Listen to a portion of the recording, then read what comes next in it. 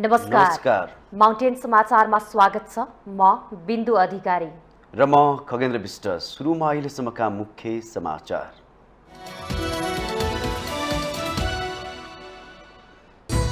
राष्ट्रपति भण्डारीद्वारा पुस 25 गते संघीय संसदको अधिवेशन आह्वान। भ्रष्टाचार मुद्दा खेपिरहेका टेक बहादुर गुरुङको सांसद पद निलम्बन। दलहरूको गठबन्धन 9 मार्चसम्म जोगाउन सके मात्र प्रचण्डका लागि 2 वर्ष प्रधानमन्त्री पद सुरक्षित। समर्थन गरेका सबै दल सरकारमा नजाँदा संशय।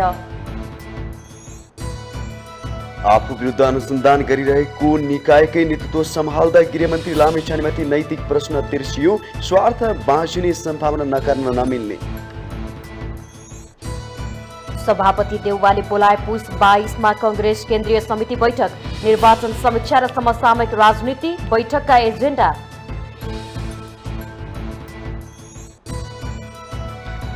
अर्थतन्त्रको समस्या नियन्त्रण बाहिर नरहेको अर्थमन्त्री पौडेलको भनाई। चालु पुँजी कर्जा मार्गदर्शन 2 वर्षका लागि स्थगित गर्न उद्योग वाणिज्य महासङ्घको माग। कोरोना महामारीपछि विदेशी पर्यटकको आगमनमा लगाएको प्रतिबन्ध चीनद्वारा फुकुवा। चीन प्रस्थान गर्नुभन्दा 48 घण्टा अघि पीसीआर परीक्षण गर्नुपर्ने। र नेपाल टी20 क्रिकेट लिगको पहिलो संस्करणमा लुम्बिनीले लगातार तेस्रो जित। पोखरा एभेन्जर्स 3 विकेटले पराजित।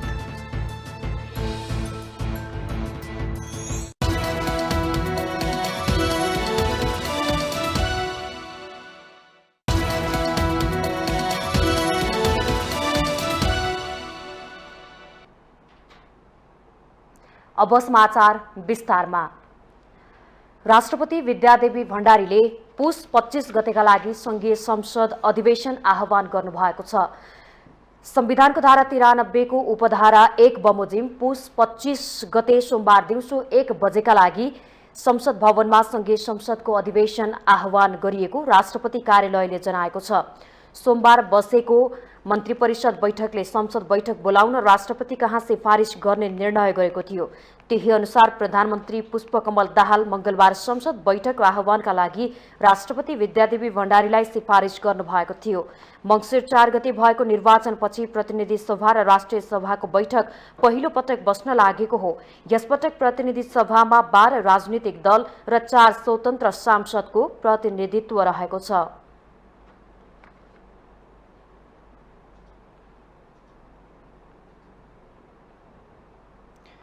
भ्रष्टाचार अभियोगमा विशेष अदालतमा मुद्दा खेपिरहनु भएका कांग्रेस नेता तथा पूर्व मन्त्री टेक बहादुर गुरुङको सांसद पद निलम्बन भएको छ। संघीय संसद सचिवालयले मंगलबार सूचना जारी गर्दै अदालतमा विचाराधीन अवस्थामा रहेको मुद्दा किनारा नलागुन्जेलसम्म संवैधानिक व्यवस्था अनुसार गुरुङको सांसद पद स्वतः निलम्बनमा परेको जनाएको हो। संघीय संसदका महासचिव भरतराज गौतमले निकालेको सूचनामा प्रतिनिधि सभाका सदस्य श्री टेक बहादुर गुरुङ भ्रष्टाचार निवारण ऐन 2059 को दफा 33 बमोजिम पुस 8 गतेदेखि स्वतः निलम्बनमा परेको उल्लेख गरिएको छ। कानून अनुसार गुरुङ स्वतः निलम्बनमा परेका व्यक्ति भए पनि त्यस विपरीत बिहीबार सांसद पदको शपथमा सहभागी हुनु भएको थियो। गुरुङमाथि भ्रष्टाचार अभियोगमा मुद्दा चलिरहेकोले उहाँको सांसद पद निलम्बनमा राख्न यसअघि अख्तियार दुरुपयोग अनुसन्धान आयोगले संसद सचिवालयलाई पत्राचार गरेको थियो। तत्कालीन प्रधानमन्त्री सुशील कोइरालाको नेतृत्वमा श्रम तथा रोजगार राज्यमन्त्री हुनुभएका गुरुङमाथि काठमाडौँ फन पार्कको जग्गा भाडामा लगाउँदा भ्रष्टाचार गरेको अभियोग छ। अख्तियारले उहाँ सहित 16 जना विरुद्ध 2075 माघमा विशेष अदालतमा दायर गरेको मुद्दा विचाराधीन छ। गुरुङलाई मात्रै 31 करोडको बिगो तोकिएको छ।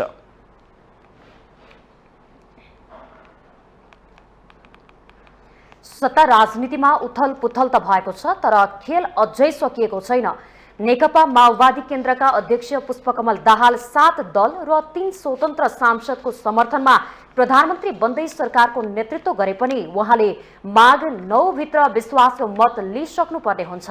अहिलेको सत्ता समीकरण हेर्दा प्रचण्ड स्पष्ट बहुमतमा हुनुहुन्छ, तर मौसम झैं छिटो बदलिएको नेपालको राजनीतिमा कुनै पनि बेला आउन सक्ने परिवर्तनले फरक परिस्थिति नआउला भन्न सकिँदैन। एक रिपोर्ट। राजा फर्काउँछु, राजा चाहिन्न भन्ने र राजा मार्छु भन्ने तीनटै सरकारमा, हामी प्रजा सधैँ शास्तिमा। यो टिप्पणी काठमाडौँ महानगरपालिकाका मेयर बालेन शाहको हो। विपरीत ध्रुवका दलहरू सत्ताका लागि एक ठाउँमा आउनुले सत्ता गठबन्धनबारे दिगोपनबारे अहिलेदेखि नै बहस चल्न थालिसकेको छ। प्रचण्डलाई प्रधानमन्त्री बनाउन नेकपा एमाले, राष्ट्रिय स्वतन्त्र पार्टी, राष्ट्रिय प्रजातन्त्र पार्टी, नागरिक उन्मुक्ति पार्टी र जनमत पार्टीका अलावा 3 स्वतन्त्र सांसदहरूले समर्थन गरेका छन्। उहाँले अब संविधानको धारा 76 को उपधारा 4 बमोजिम संसदबाट 30 दिनभित्र विश्वासको मत लिनुपर्छ।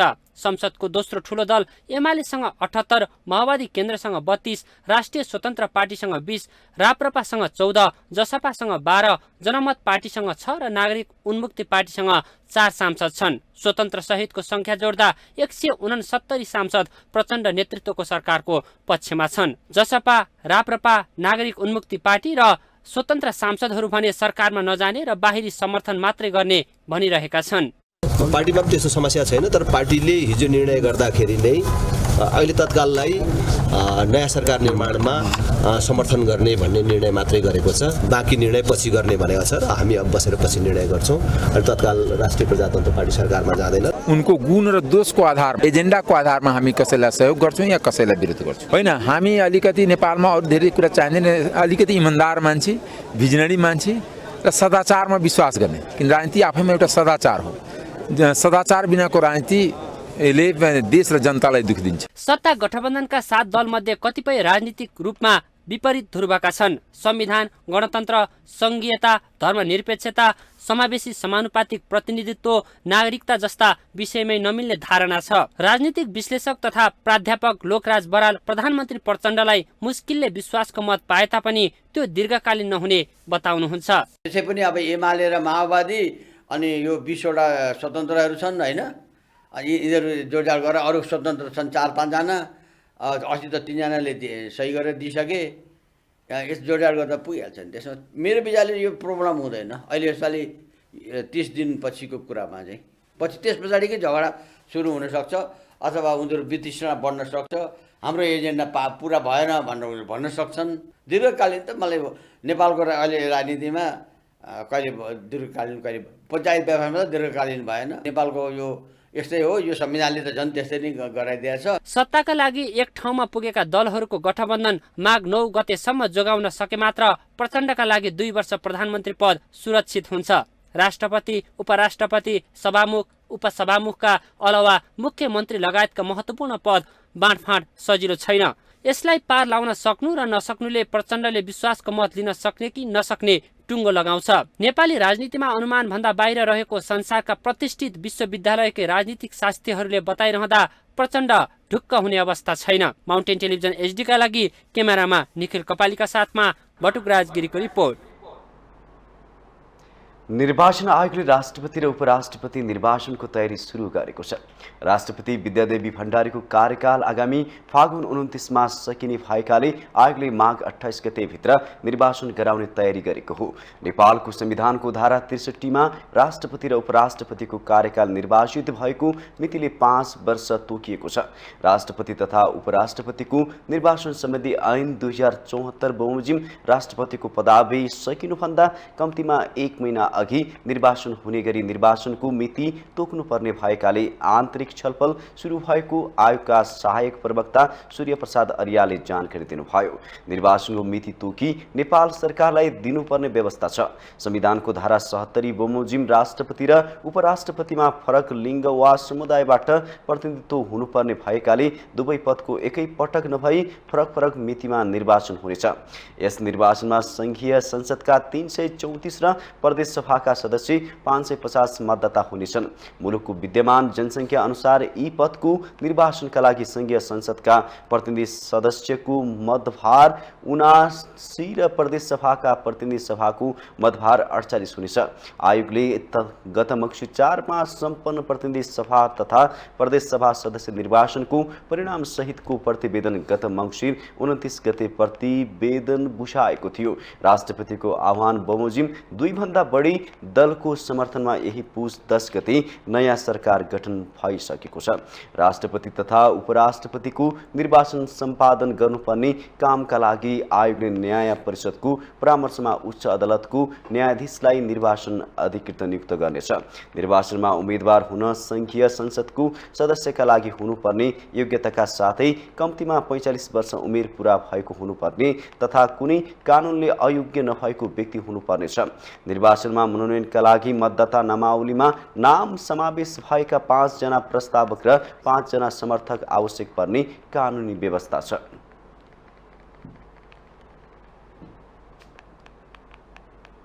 दशकौं लामो राजनीतिक सङ्घर्षका बावजुद पनि नेताहरूलाई नमिलेको उपलब्धि रवि लामिछानेलाई उपप्रधानमन्त्री तथा गृहमन्त्रीबाट मिलेको छ।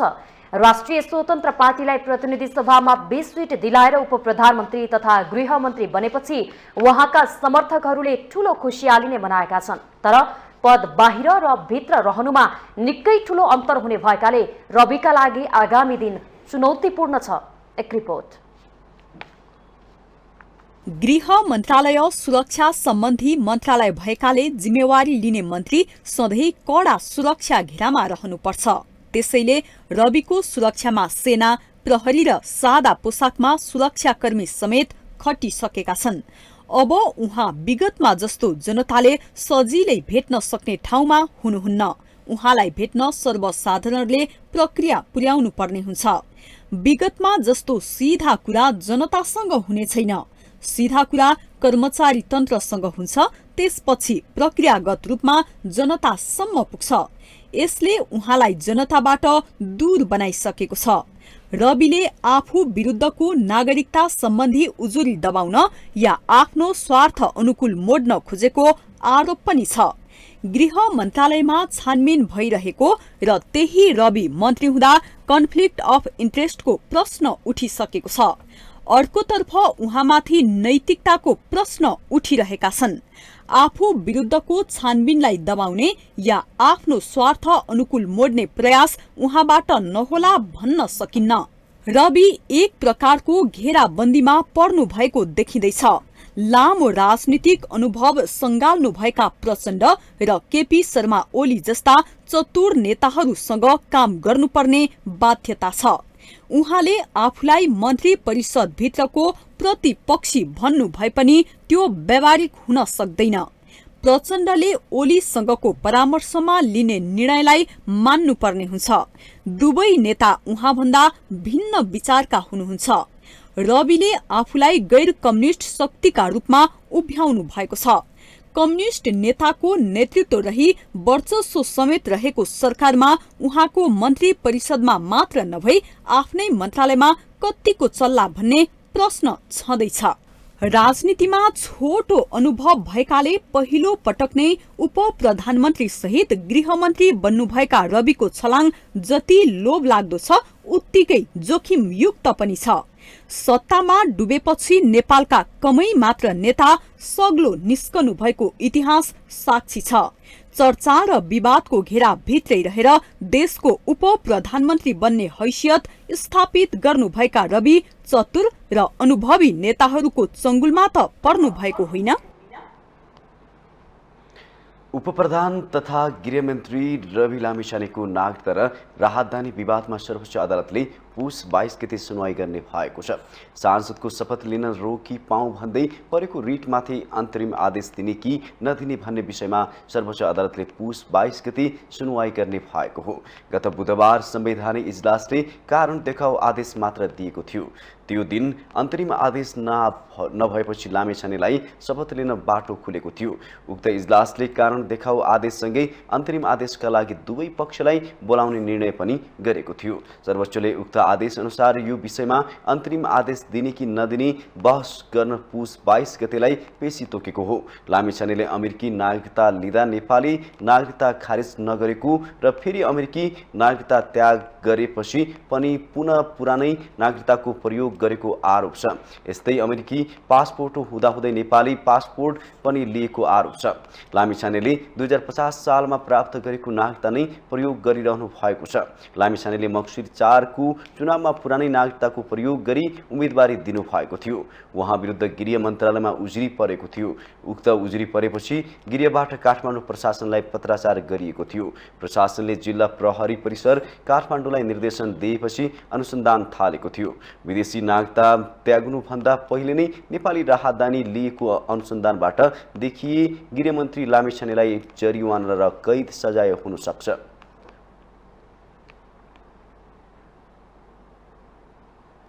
पुष्पकमल दाहाल नेतृत्वमा गठित सरकारमा पुराना दलका सिनियर नेतालाई मन्त्री बन्न नैतिक सङ्कट देखिएको छ।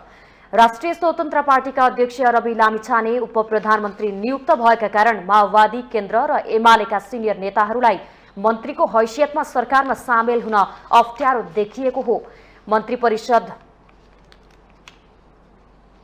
गठनका क्रममा एमालेले पहिलो चरणमा पठाएका 4 जनामध्ये विष्णु पौडेल उपप्रधानमन्त्री सहित अर्थमन्त्री नियुक्त हुनुभएको छ। उहाँ बाहेक अन्य 3 जना पार्टीभित्र सरकारमा अनुभवी होइनन्।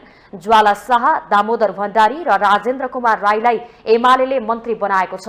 तीमध्ये ज्वाला यसअघि केपी ओली नेतृत्वको सरकारमा केही दिन मन्त्री हुनुभएको थियो। अन्य 2 भने सरकारमा नयाँ अनुहार हुन्। एमालेभित्र मन्त्री बन्नका लागि पूर्व मन्त्रीहरू आकांक्षी रहे पनि मन्त्री परिषदमा रवि लामिछानेको जुनियर भएर बस्न नैतिक रूपमा कठिनाई भएको पूर्व मन्त्रीहरू बताउँछन्। एमालेमा यसअघि मन्त्री भइसकेकामा कृष्ण गोपाल श्रेष्ठ, रघुवीर महासेठ, योगेश भट्टराई, गोकर्ण विष्ट, भीम आचार्य, टोप बहादुर रायमाझी, बसन्त नेमवाङ लगायत रहेका छन्। उनीहरूमध्ये अहिले सरकारमा सामेल हुने हो भने वरियतामा उपप्रधानमन्त्री तथा गृहमन्त्री रवि लामिछाने भन्दा तल बस्नुपर्ने हुन्छ।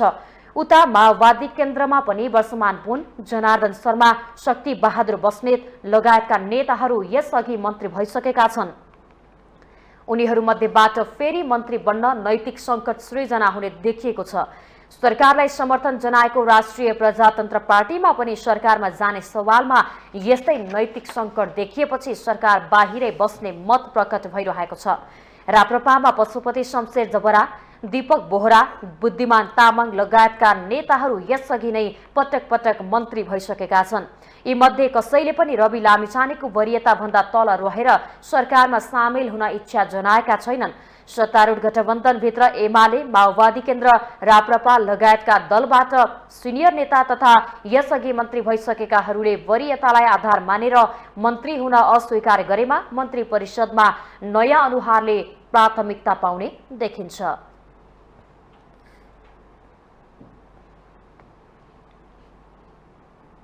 माउन्टेन समाचारमा पालो भएको छ ब्रेकको।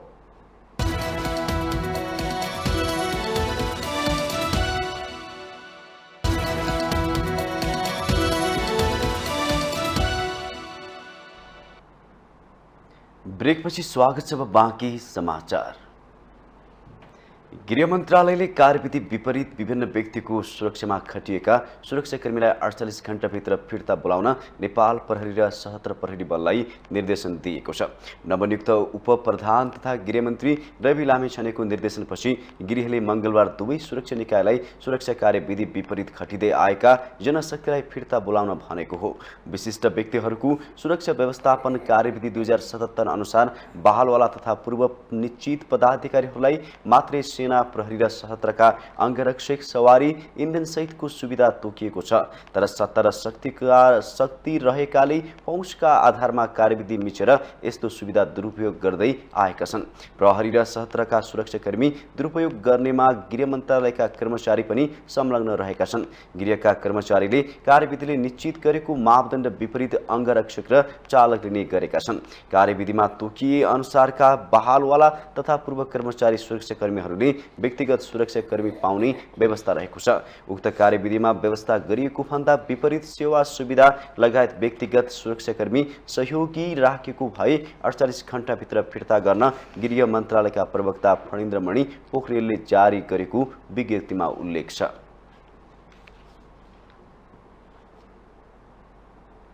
प्रतिनिधि सभामा सबैभन्दा ठूलो दल बनेर पनि सत्ता गुमाउन पुगेको नेपाली कांग्रेसले केन्द्रीय कार्य समितिको बैठक आह्वान गरेको छ। पार्टीभित्र बैठकको माग भइरहेका बेला सभापति शेरबहादुर देउवाले पुस 22 गतेका लागि केन्द्रीय समितिको बैठक आह्वान गर्नुभएको हो।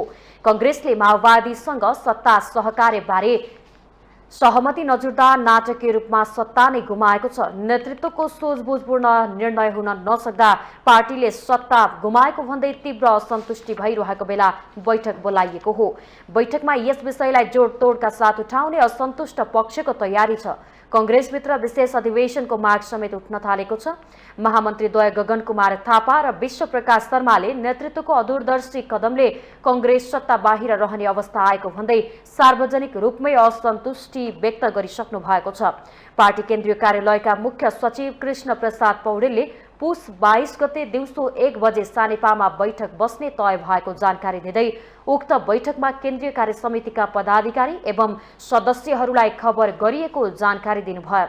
उहाँका अनुसार बैठकमा प्रस्तुत हुने 3वटा एजेन्डा तय भएका छन्, जसमा प्रतिनिधि सभा र प्रदेश सभा सदस्य निर्वाचन 2079 को समीक्षा, समसामयिक राजनीति विषय र विविध रहेका छन्।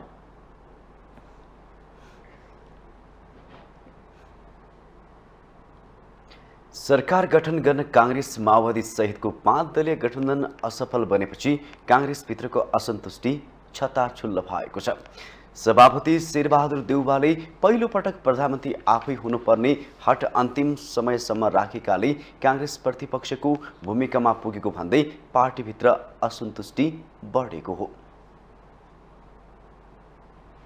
नेताहरू अन्तिम समयसम्म गठबन्धन नतोडिने र सरकार आफूहरूले नै बनाउने दावी गरिरहेका थिए। छलफलहरू घनीभूत भइरहेको थियो।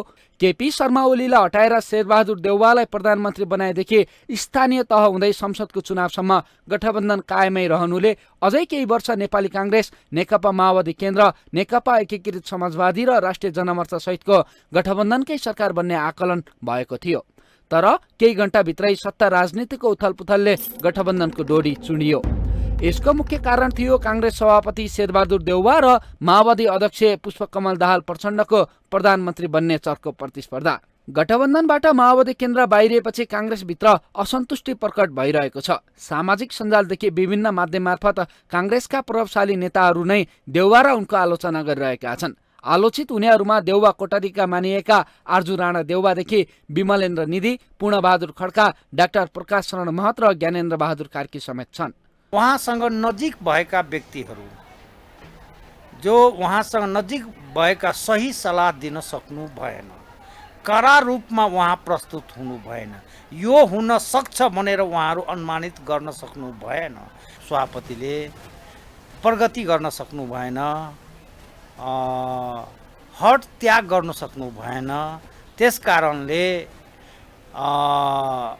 माओवादी केन्द्रका अध्यक्षले आफूले प्रधानमन्त्री जसरी पनि चाहिन्छ भनेर एउटा अर्को पार्टीसँग मिलेर उहाँ सरकार बनाउनु भयो। यो अवस्था हुनुमा कांग्रेसको नेतृत्वदायी भूमिकामा रहेका नेताहरूको नै प्रमुख हात रहेको र यसको जस वा अपजस पनि नेतृत्वले नै लिनुपर्ने कांग्रेस नेता कार्यकर्ताको भनाइ छ। पार्टीभित्र आफू र निकटस्थमाथि आक्रोश बढ्दै जाँदा देउवा र उनका विश्वासपात्रहरू मौन छन्। तर आन्तरिक प्रतिद्वन्द्वीको सामना गर्न देउवालाई सजिलो छैन। कसरी टुट्यो त गठबन्धन भन्ने जुन प्रश्न छ, त्यो प्रश्नको कुरा चाहिँ उहाँहरूको अपरिपक्वताको कारण, राजनीतिक दलका शीर्षस्थ नेताहरूको अपरिपक्वताको कारण नै यो गठबन्धन टुट्न गयो भन्ने मेरो विश्लेषण हो। प्रभावशाली नेता शेखर कोइराला माओवादीसँगको गठबन्धनकै विरोधी थिए। त्यसमाथि देउवाको प्रधानमन्त्रीको हट राखेकाले सबै गुमाएको बुझाइ अर्का नेता रामचन्द्र पौडेलको पनि छ। देउवालाई अबका दिनमा पार्टीभित्रको असन्तुष्टिको सामना गर्न कठिन छ। विशेष गरी पुस्तान्तरणको आवाज बोकेको युवा पुस्ताको कडा सामना गर्नुपर्ने देखिन्छ। कतिपय नेताहरूले नेतृत्वले राजीनामा दिएर विशेष महाधिवेशनको समेत माग उठाउन थालेकाले संस्थापन पक्षलाई रक्षात्मक अवस्थामा पुर्याइदिएको छ। माउन्टेन टेलिभिजन एसटीका लागि क्यामेरामा निखिल कपालीका साथ सन्दीप शर्माको रिपोर्ट। प्रधानमन्त्री पुष्पकमल दाहालले सरकारको महाधिवक्तामा वरिष्ठ अधिवक्ता डाक्टर दिनमणि पोखरेललाई नियुक्तिका लागि सिफारिस गर्न भएको छ। प्रधानमन्त्री दाहालले पोखरेललाई महाधिवक्ता नियुक्तका लागि राष्ट्रपति विद्यादेवी भण्डारी समक्ष सिफारिस गरेको प्रधानमन्त्रीको सचिवालयले जनाएको छ। माओवादी केन्द्र निकट मानिने वरिष्ठ अधिवक्ता पोखरेल सर्वोच्च अदालतको न्यायाधीशमा जाने चर्चा चलेको थियो। प्रधानमन्त्रीमा दाहाल नियुक्त भएसँगै सरकारको कानुनी सल्लाहकारको रूपमा महाधिवक्तामा नियुक्त गर्न लागि हो। महाधिवक्ताको नियुक्ति प्रधानमन्त्रीको सिफारिसमा राष्ट्रपतिबाट हुनेछ। राष्ट्रपतिबाट नियुक्त भएपछि प्रधान न्यायाधीशले शपथ गराएपछि महाधिवक्ताको कार्यकाल सुरु हुने गर्दछ। होला भन्ने मेरो आग्रह छ। समस्या थातिरहन्छन् भनेर होइन, समस्या समाधान हुन्छन् भन्ने विश्वास बोकेर फर्किदिनुहोस् भन्ने मेरो अपेक्षा छ। र समस्या समाधानका निम्ति हामीले मागपत्र प्रस्तुत गऱ्यौँ, ज्ञापन पत्र दियौँ, ध्यानाकर्षण दियौँ। अब उताबाट समस्या चाहिँ के भनेदेखि धाराको टुटी खोले जस्तो आउँछ भनेर नठानिदिनु होला। समस्या समाधानमा हामी सँगै बसेर छलफल गर्नुपर्ने आवश्यकता पनि रहला। त्यसका निम्ति पनि तपाईँहरू तयार भइदिनु होला, यति चाहिँ मैले भन्न चाहन्छु।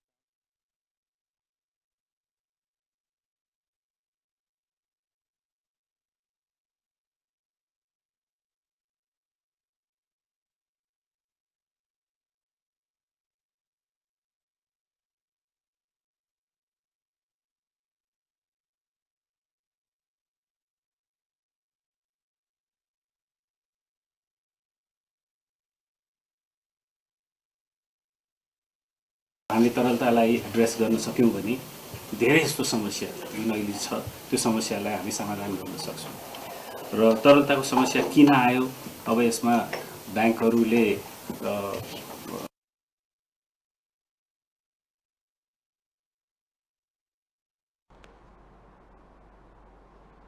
लामो रस्ता कसेपछि अन्ततः मुलुकले प्रधानमन्त्री पायो, तर सरकारले अझै पूर्णता भने पाइसकेको छैन। जति भागदौड संघीय सरकार गठनमा देखिएको छ त्यति नै प्रदेश सरकारमा पनि छ। अघिल्लो सत्ता गठबन्धन भत्किएर राजनीतिमा नयाँ समीकरण बनेपछि प्रदेश सरकारमा पनि सोही अनुरूप भागवण्डा हुने देखिन्छ। सत्ता गठबन्धनले प्याकेजमै सहमति खोज्ने तयारी गरेपछि प्रदेशमा सरकारको नेतृत्वका लागि आकांक्षीहरू अघि सरेका छन्।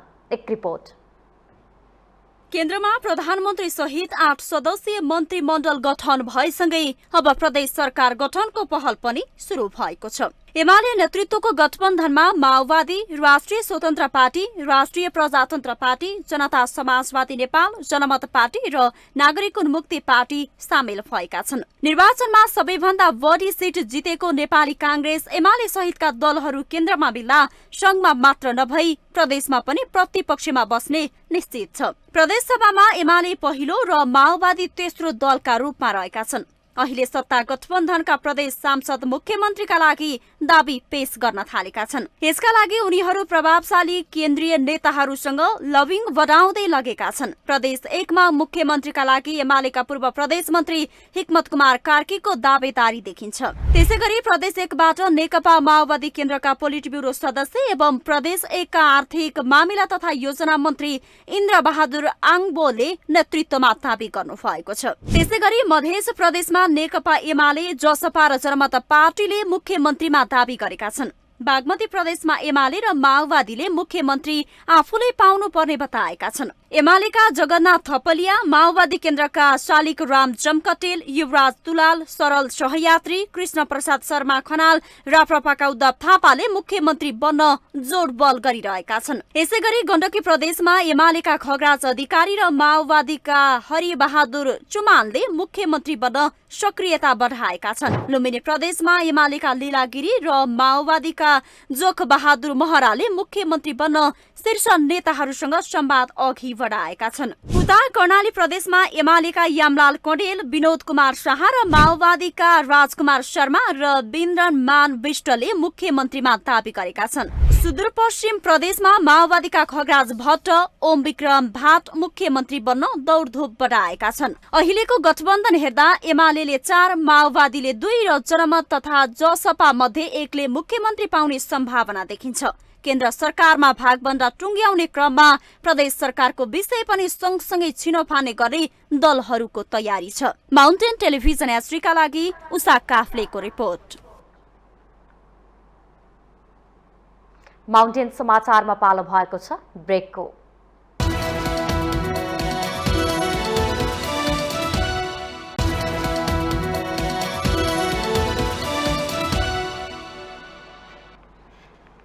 ब्रेकपछि स्वागत छ। अब बाँकी समाचार।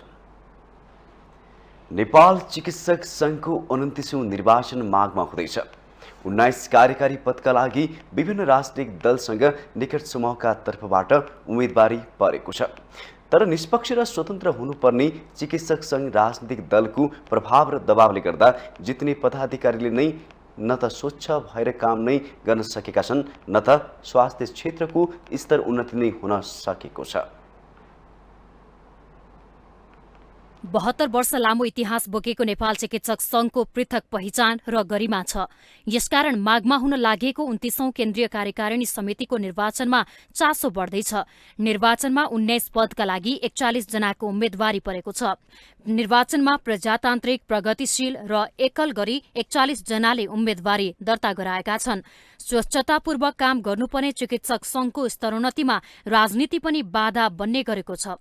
नेकपा एमाले निकट प्रगतिशील समूहबाट उम्मेदवारी दिएका डाक्टर सन्तोष पौडेलले हालसम्म स्वास्थ्य क्षेत्रको विकास नभएकाले अब साँच्चै नै सुधारको बाटोमा डोहोर्याउनु पर्ने बताउनुहुन्छ।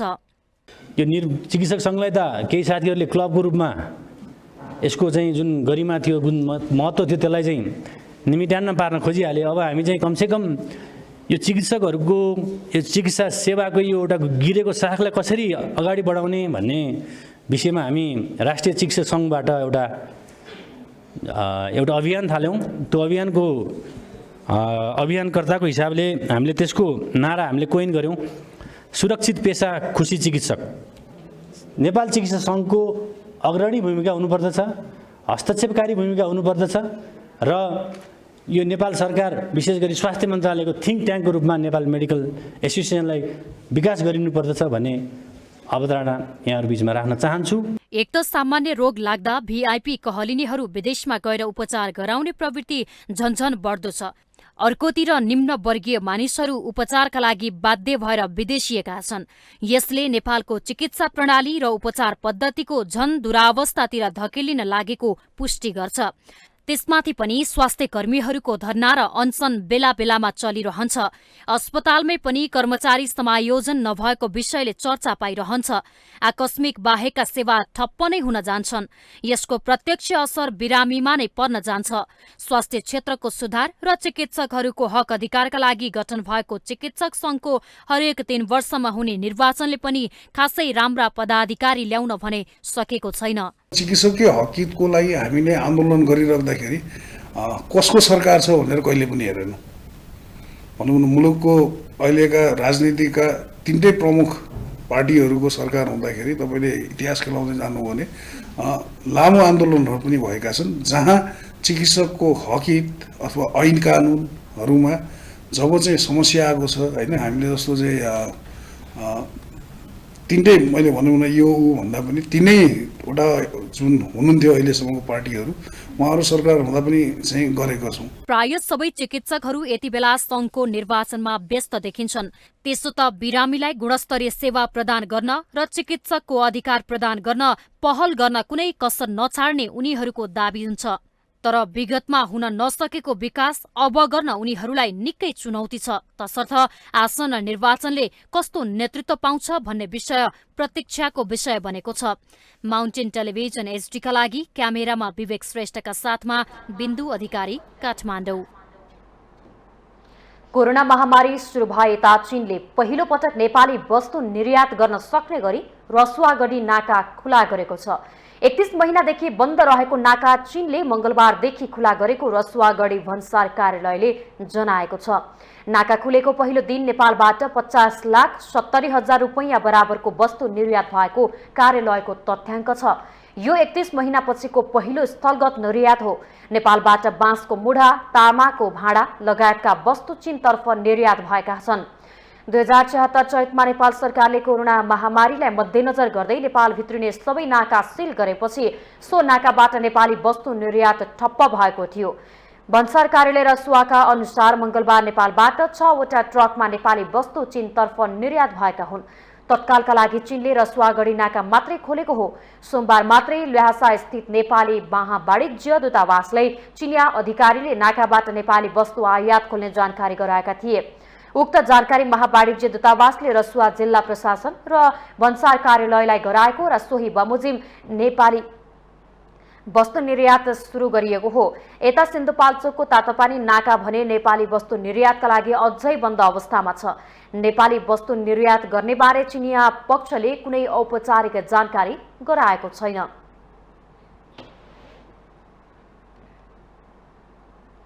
क्रिकेटर सन्दीप लामिछाने विरुद्ध बलात्कारको जाहेर दिने किशोरीको उमेर विवाद निरूपण गर्न उनको जन्म भएको भनिएको अस्पतालबाट कागजात झिकाउन अदालतले आदेश दिएको छ। काठमाडौँ जिल्ला अदालतका न्यायाधीश हिमलाल बेलबासेको इजलासले अस्पतालबाट जन्म दर्ताको कागजात झिकाउने आदेश दिएको हो। जिल्ला अदालत काठमाडौँले सो मुद्दामा मंगलबार 3 वटा आदेश गरेको छ। किशोरीको जन्म वीरगञ्ज स्थित नारायणी अस्पतालमा भएको दाबी प्रतिवादीका तर्फबाट गरिएको छ। सन्दीप पक्षका वकिलले किशोरीको जन्म 2061 साल जेठ 18 गते बिहान 6 बजे भएको र त्यहाँ उनको आमाको नाम उल्लेख गरी छोरीको जन्म भएको भनेर रहेको दाबी गरेको छन्। मंगलबारकै आदेशमा किशोरीको स्वास्थ्य परीक्षण गर्ने चिकित्सकलाई पनि बकपत्रका लागि बोलाउने आदेश भएको छ। जाहेरीपछि किशोरीको स्वास्थ्य परीक्षण गर्ने डाक्टरले अब बकपत्रका लागि काठमाडौँ जिल्ला अदालतमा आउनुपर्नेछ। त्यसैगरी किशोरी र सन्दीप लामिछाने दुवैका साथी भनिएका क्रिकेटर देव खनालाई पनि बुझ्ने आदेश भएको छ। मंगलबारको सुनवाईपछि यी 3 वटा विषयमा बुझ्ने आदेश भएको हो।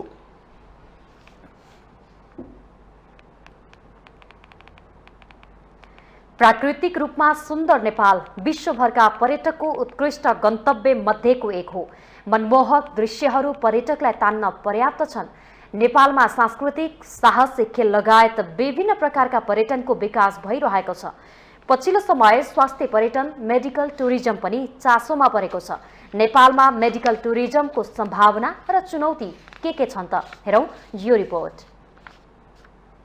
नेपाल भौगोलिक, सांस्कृतिक, ऐतिहासिक र आतिथ्यताका हिसाबले सुसम्पन्न र पर्यटनको ठूलो सम्भावना बोकेको मुलुक हो। प्रविधिको विकास र विश्वव्यापीकरण तीव्र बन्दै गर्दा नेपालमा स्वास्थ्य पर्यटनलाई पनि नयाँ सम्भावनाका साथ लिइएको छ। मेडिकल टुरिज्म भन्ने बित्तिकै मेडिकल यानी स्वास्थ्य भन्ने सामान्य रूपमा बुझाइरहन्छ। यहाँ आएका पर्यटकको स्वास्थ्य उपचार भन्ने पनि पर्न जाला, तर गुणस्तर, सस्तो उपचार, पीडा भुलाउने सहज वातावरण जस्ता कारक हेरेर उपचारकै लागि आफ्नो शहर या देशभन्दा बाहिर जानुलाई मेडिकल टुरिज्म भनिन्छ।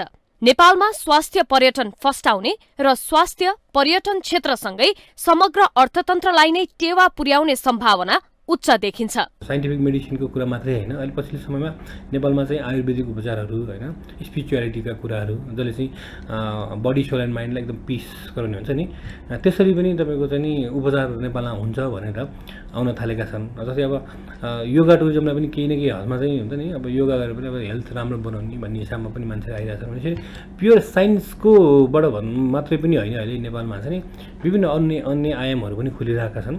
त्यसको लागि पनि पर्यटकहरू आइरहेका छन्। सम्भावना बलियो पक्ष भए पनि अवस्था कुरामा मात्रै सीमित हुने जस्तो देखिन्छ। राज्यका विभिन्न निकायहरूको बीचमा समन्वयात्मक भूमिका देश विकासको मुख्य चुनौती बन्दा यो विषय अछुतो रहन सक्दैन। सुरुवाती चरणबाटै समग्र स्वास्थ्य क्षेत्रको स्तरोन्नति र नीति निर्माणका कुरा सँगै अघि बढ्नुपर्ने हो। यस्तोमा स्वास्थ्य मन्त्रालयको भूमिका निकै आवश्यक रहे पनि विषयलाई नजरअन्दाज गरेको गुनासो पर्यटन बोर्डको छ। स्वास्थ्य क्षेत्रको स्तरोन्नति र विश्वव्यापी मान्यतापछि मात्रै नीति निर्माणको कुरा आउने स्वास्थ्य मन्त्रालयका प्रवक्ता बताउनुहुन्छ। पहिला हामीले त्यो रेट तोक्नुभन्दा अगाडि पहिला हामीले त्यही हो गर्नुपर्ने, एक्रेडिटेसन नै हो, सर्टिफिकेसन नै हो। कलेक्टिभली नेसनल लेभलमा एउटा पोलिसी बनाउनुभन्दा अगाडि पहिला त सर्टिफिकेसन नै कतिवटा हस्पिटलको छ, त्यही हो, क्वेसन त्यही आउँछ। तपाईँले त्यो गभर्मेन्ट लेभलबाट गर्नुभन्दा अगाडि त तपाईँ सर्टिफाई गर्नु पर्यो। हाम्रो युनिभर्सिटीहरू त्यहाँको युनिभर्सिटीहरूसँग एक्रेडिटेड हुनु पर्यो, त्यहाँको प्रोडक्टहरूलाई मान्यता दिनु पर्यो। मान्यता नदिएसम्म तपाईँ तोक्न त मिलेन। नेपालमा दाँत, आँखा र आयुर्वेदिक उपचार स्वास्थ्य पर्यटनका लागि ठूलो सम्भावना हुन्। अवसर पनि छ, चुनौती पनि छ, तर छलफल र काम भने शून्य। सम्बन्धित निकायहरूको समन्वय र काम एकै लयमा तीव्र बनाउनु पर्नेमा अवस्था ठिक विपरीत छ। यहाँ अहिले पनि स्वास्थ्य मन्त्रालय र पर्यटन मन्त्रालयमा कसले लिड गर्ने भन्ने एकातिर त्यो एउटा इगो चलिरहेको जस्तो लाग्छ भने अर्को चाहिँ अलिकति डर जस्तो पनि लाग्छ। त्यो दुईटा बीच क्ल्यास भइरहेछ। पहिला क्ल्यास ब्रेक गरौँ, एकअर्कामा बरु एकदमै अन्तर्क्रिया गरौँ, एक किसिमले भेन्टिलेट गरौँ, भएन भन्नु टेबल पनि ठोकौँ, तर राज्यको फर्ममा काम गरौँ। नेपालीहरूले भारतमा उपचार गराउँदा त्यहाँका नागरिकले भन्दा बढी पैसा तिरेर उपचार गराउनुपर्छ। नेपालमा पनि विभिन्न स्वास्थ्य उपचारका लागि भारतीय नागरिकहरू नआउने होइनन्, तर नेपालले यो अवसरलाई समातेर व्यावसायिक स्वास्थ्य पर्यटनका लागि नीति ल्याउन त परको कुरा, नेपाल आएर स्वास्थ्य उपचार गर्ने विदेशी नागरिकको तथ्याङ्कसम्म राख्न सकेको छैन। स्वास्थ्य पर्यटन आजको भोलि सम्भव हुने कुरा होइन, तर बोलेर मात्रै सफलता हासिल पनि हुँदैन। त्यसैले नीति निर्माण र स्वास्थ्य सेवा सँगसँगै चुस्त बनाउन आवश्यक छ। माउन्टेन टेलिभिजन एसडीका लागि क्यामेरामा विक्रम साक्यका साथमा प्रतिमा धरेल, काठमाडौँ। हामीसँग आर्थिक, अन्तर्राष्ट्रिय र खेल समाचार बाँकी नै छन्। माउन्टेन समाचारमा पालो भएको छ ब्रेकको।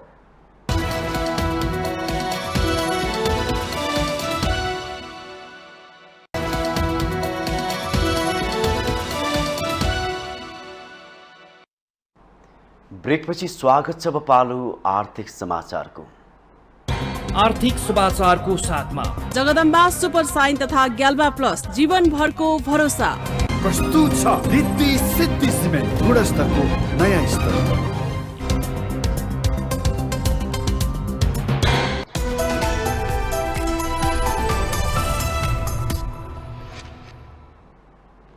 नेपाल चेम्बर्स अफ कमर्सका पूर्व अध्यक्ष राजेश काजी श्रेष्ठले अर्थमन्त्री विष्णु पौडेलले विगतको भन्दा राम्रो काम गर्ने अपेक्षा गर्नु भएको छ। मंगलबार काठमाडौँमा भएको एक कार्यक्रममा श्रेष्ठले नयाँ ऊर्जाका साथ वर्तमान सरकार आएकाले अर्थमन्त्री पौडेलले पहिलाको भन्दा अर्थ मन्त्रालय चलायमान बनाउने काम गर्ने अपेक्षा रहेको बताउनु भएको हो।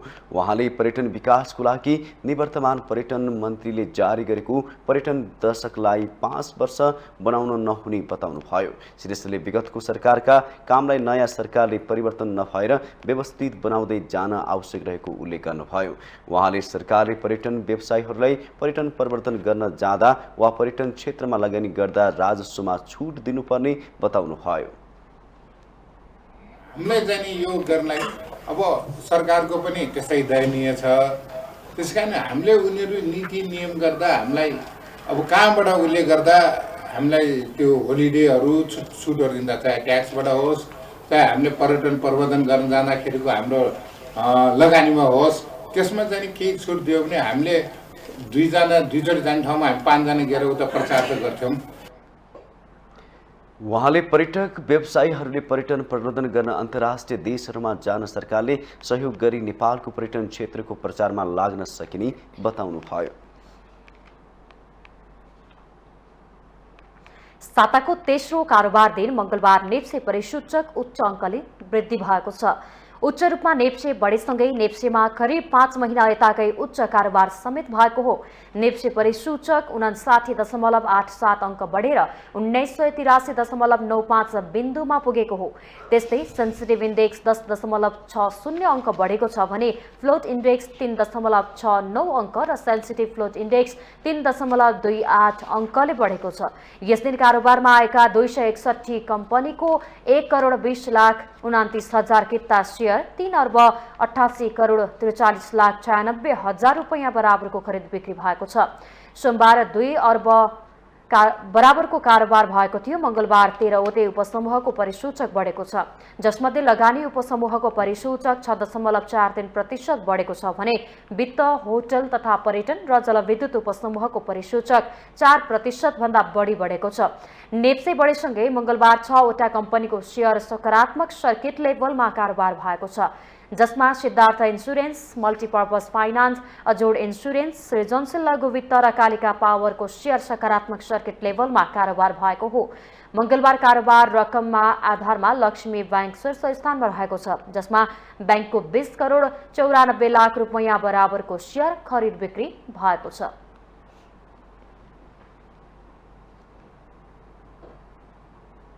अब पालो अन्तर्राष्ट्रिय समाचारको।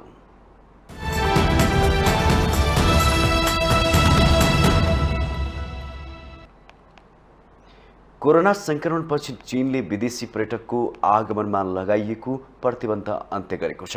चीनले आगामी जनवरी 8 देखि सुरु हुने अन्तर्राष्ट्रिय आगमनका लागि न्युक्लिड एसिड परीक्षण रद्द गर्ने चीनिया विदेश मन्त्रालयको वेबसाइटमा मंगलबार जारी गरेको विज्ञप्तिमा उल्लेख छ। यद्यपि चीन भ्रमणमा आउने यात्रुले चीन प्रस्थान गर्नुभन्दा 48 घण्टाभित्र PCR परीक्षण गर्नुपर्ने र यसको रिपोर्ट साथमा राख्नुपर्नेछ। कोभिड संक्रमण भएका व्यक्तिहरूलाई रिपोर्ट नेगेटिभ नआएसम्म आफ्नो यात्रा स्थगित गर्न सल्लाह दिइएको छ।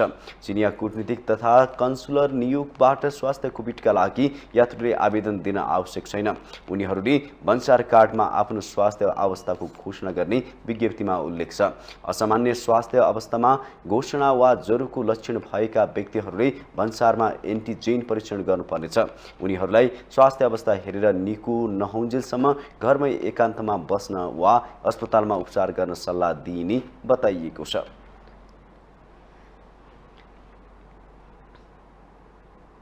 अब खेल समाचार।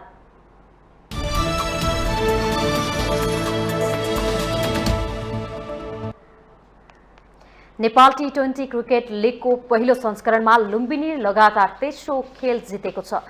कीर्तिपुरको त्रिभुवन विश्वविद्यालयको क्रिकेट मैदानमा मंगलबार पोखरा एभेन्जर्सलाई 3 विकेटले पराजित गर्दै लुम्बिनीले लगातार तेस्रो खेल जितेको हो। पोखराको भने यो तेस्रो पराजय हो। पोखराले दिएको 134 रनको लक्ष्य लुम्बिनीले अन्तिम बलमा 7 विकेट गुमाएर लक्ष्य पूरा गरेको हो। लुम्बिनीका लागि कुशल भुर्तेले 39, सार्ड क्लाउड भान साल्कवेकले अभिजित 31 र उन्मुक्त चन्दले 22 रन बनाए। पोखराका विपिन खत्री र कुशल मल्लले 2-2 विकेट लिए। त्यसअघि पहिले ब्याटिङ गरेको पोखराले 20 ओभरमा 9 विकेट गुमाएर 133 रन बनायो। पोखराका लागि कुशल मल्लले 61 र उपोल थरङ्गाले 42 रन जोड्दा अन्यले दोहोरो अङ्कमा रन बनाउन सकेनन्। लुम्बिनीका लागि सार्डले क्लाउड भान साल्कवेकले 3 तथा किशोर महतो र गुलसन झाले समान 2-2 विकेट लिए।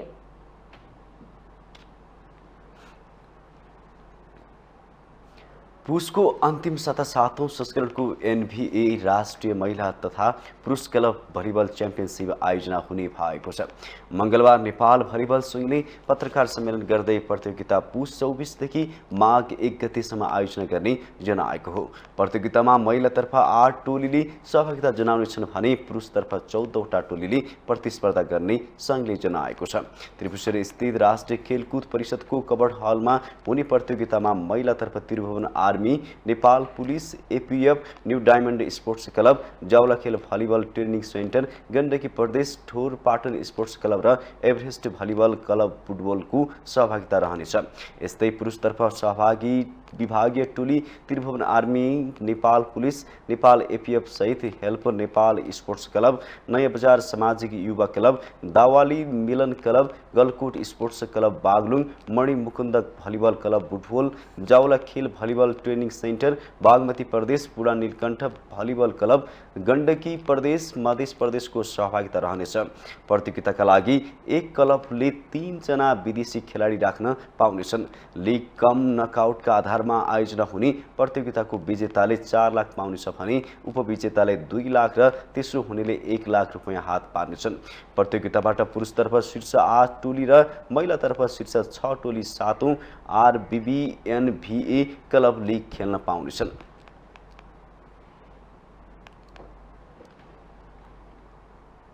माउन्टेन समाचारमा पालो भएको छ ब्रेकको।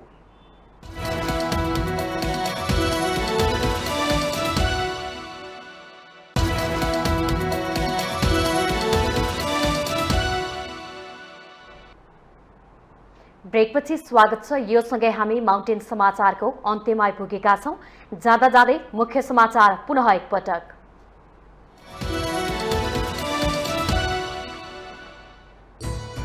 राष्ट्रपति भण्डारीद्वारा पुस 25 गते संघीय संसदको अधिवेशन आह्वान। भ्रष्टाचार मुद्दा खेपिरहेका टेक बहादुर गुरुङको सांसद पद निलम्बन। दलहरूको गठबन्धन 9 माघसम्म जोगाउन सके मात्र प्रचण्डका लागि 2 वर्ष प्रधानमन्त्री पद सुरक्षित। समर्थन गरेका सबै दल सरकारमा नजाँदा संशय। आफू विरुद्ध अनुसन्धान गरिरहेको निकायकै नेतृत्व सम्हाल्दा गृहमन्त्री लामिछानेमाथि नैतिक प्रश्न तेर्चियो। स्वार्थ बाँझिने सम्भावना नकान नमिल्ने। सभापति देउबाले बोलाए पुस 22 मा कांग्रेस केन्द्रीय समितिको बैठक। निर्वाचन समीक्षा र समसामयिक राजनीतिक बैठकका एजेन्डा। अर्थतन्त्रको समस्या नियन्त्रण बाहिर नरहेको अर्थमन्त्री पौडेलको भनाई। चालु पुँजी कर्जा मार्गदर्शन 2 वर्षका लागि स्थगित गर्न उद्योग वाणिज्य महासंघको माग।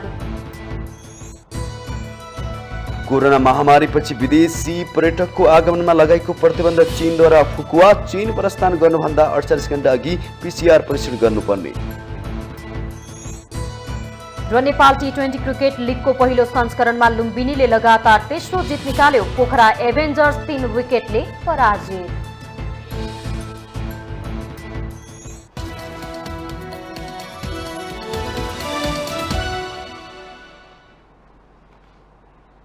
माउन्टेन समाचार अहिलेलाई सकियो। सत्य तथ्य र निष्पक्ष समाचारका लागि माउन्टेन टेलिभिजन HD हेर्दै रहनुहोला। नमस्कार।